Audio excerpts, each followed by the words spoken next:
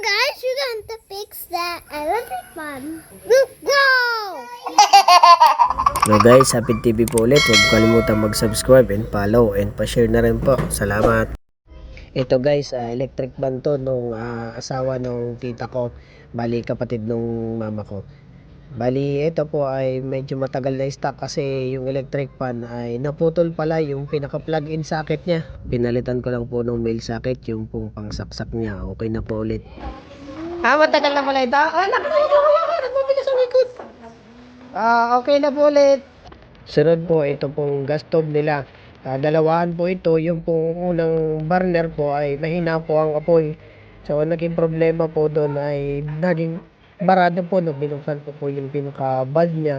Yung pinaka, ano po niya sa loob. Yung pinag-galingan nung pinaka-gas niya galing sa gas stove. So, barado. So, nung na-check ko po na buksan, nalinisan, okay na po ulit. So, ganyan lang naman po. Kunting tiyaga lang sa pagkakalikot.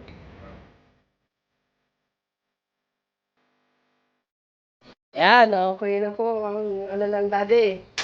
Ito po kanina ay mahina. Hindi ko na lang napakita. Yan.